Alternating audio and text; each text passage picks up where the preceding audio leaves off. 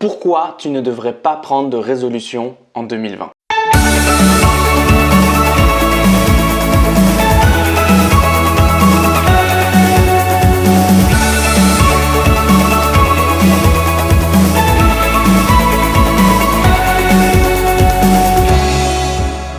Aujourd'hui, j'aimerais vraiment te parler de ça, la différence entre prendre une résolution et se donner un objectif.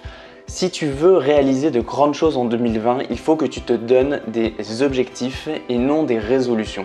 La différence, c'est quoi? C'est très simple. Une résolution, on va être plutôt dans quelque chose de flou, quelque chose comme je vais me mettre à faire du sport, ou je vais perdre du poids, je vais commencer à lire des livres, je vais, etc. etc.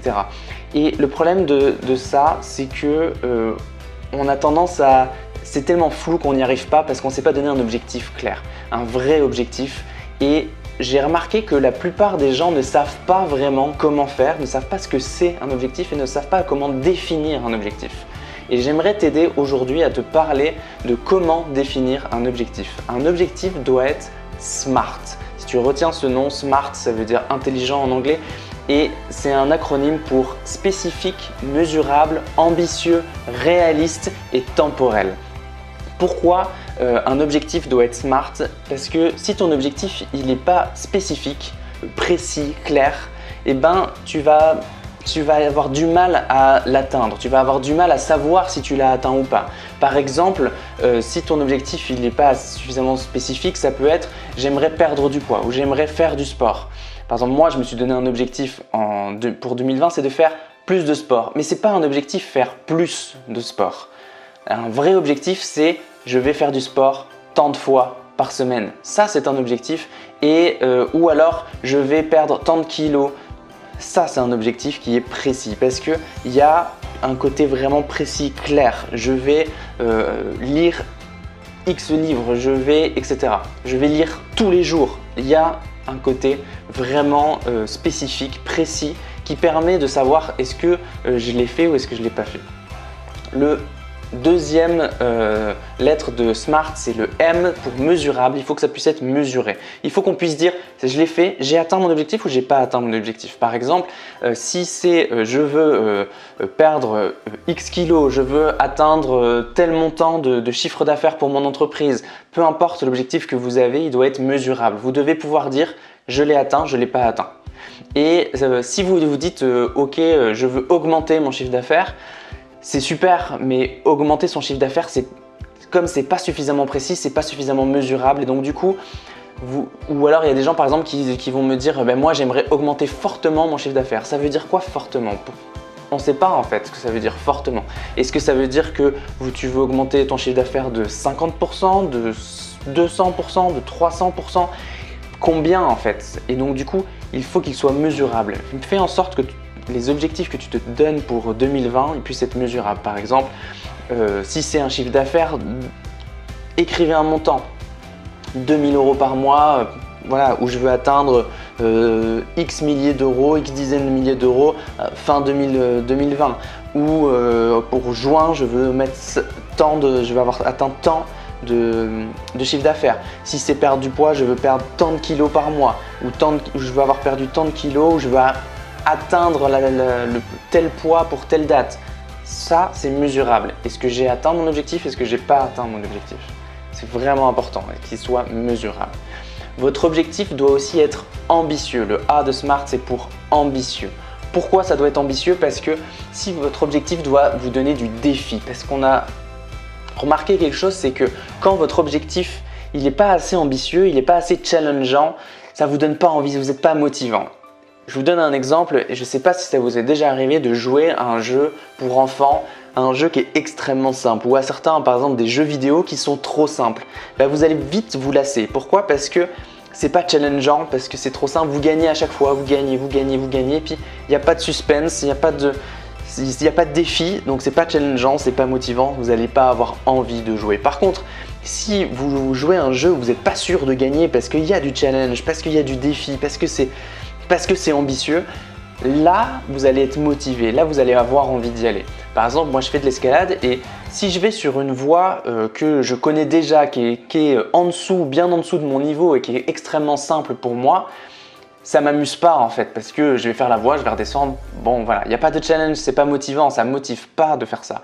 Par contre, faire une voie qui est un peu plus difficile, qui est un peu au-dessus de mon niveau ou qui est à la limite de mon niveau, là il y a du challenge, là ça va m'intéresser, là je vais avoir envie d'aller chercher, d'aller trouver la solution pour réussir à atteindre le haut de la voie. Là je vais être motivé. C'est pareil dans tous les domaines de notre vie, on a besoin de défis, on a besoin de challenges pour que ça soit motivant, pour être motivé et puis pouvoir avoir envie de se lever le matin pour atteindre nos objectifs. Le R de SMART, c'est pour réaliste. Ça, c'est la lettre qui contrebalance le ambitieux. Pourquoi? Parce que si votre objectif est trop ambitieux et qu'il n'est pas réalisable et qu'il n'est pas réaliste, vous allez juste vous décourager.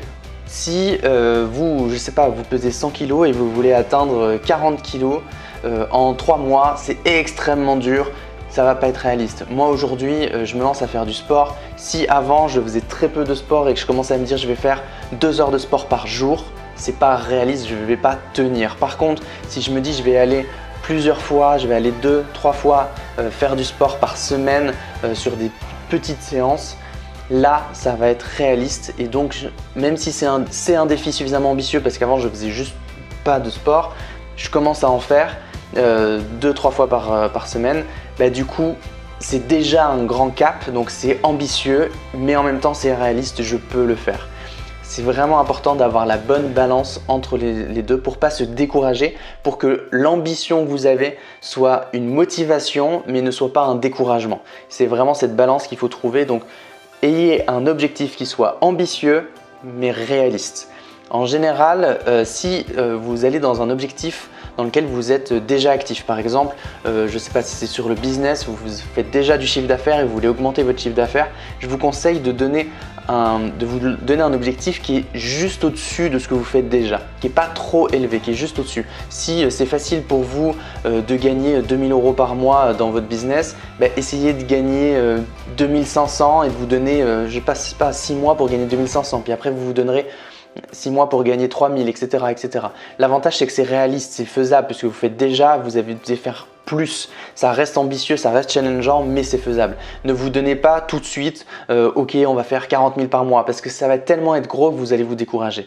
Pareil, si c'est pour vous mettre au sport, voilà, n'essayez pas de… Si quelqu'un qui n'a jamais fait de course à pied, il ne va pas se donner un objectif de… Voilà, dans 2 mois, je veux courir un ultra-marathon, etc. Ça ne marchera pas, il va vite se décourager parce qu'il va voir qu'il ne va pas y arriver. Alors que si vous vous dites, ok, je vais juste participer, mon objectif c'est de participer à une course, c'est tout. Et mon objectif c'est de courir 3 fois par semaine et d'atteindre dans 3 mois, de faire 5 km 3 fois par semaine. Là, c'est réaliste, il peut y arriver, etc. Puis après, il pourra se donner un objectif plus grand, etc. etc. Vraiment ambitieux mais réaliste. La dernière lettre, le T de SMART, c'est pour temporel. Votre objectif doit être marqué dans le temps. Si vous vous donnez un objectif de, peu importe votre objectif, de gagner plus d'argent dans votre entreprise, d'avoir plus de chiffre d'affaires, que ça soit de vous mettre au sport, etc., etc., perdre du poids, gagner en muscle, vous mettre à lire des livres, etc., vous devez vous donner un espace-temps pour ça, sinon vous allez toujours remettre à demain votre objectif. Vous allez toujours repousser votre objectif parce qu'en soi, ce n'est pas rater son objectif que de le repousser puisque vous n'avez pas défini de timing. Si vous définissez un timing, ça va vous obliger à vous y mettre, ça va vous obliger à vous donner, à mettre votre énergie pour réussir à atteindre cet objectif-là. Et ça, c'est vraiment important.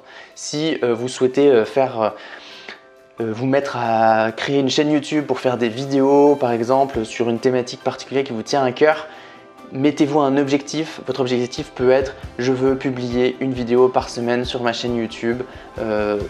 Voilà, il y a un objectif dans le sens où chaque semaine vous devez en faire une. Ou alors ça peut être je veux avoir publié X vidéos avant telle date. Voilà, vous avez un objectif, vous n'êtes pas obligé de le faire chaque semaine mais vous avez un objectif. Donnez-vous un objectif qui est SMART, spécifique, mesurable, ambitieux, réaliste et temporel. Voilà, bon courage pour les objectifs que vous vous donnez pour 2020. Vous pouvez y arriver, vous allez y arriver. Et puis n'hésitez pas à me mettre en commentaire les objectifs que vous avez envie de vous donner pour cette année et mettez-moi des objectifs qui sont smart.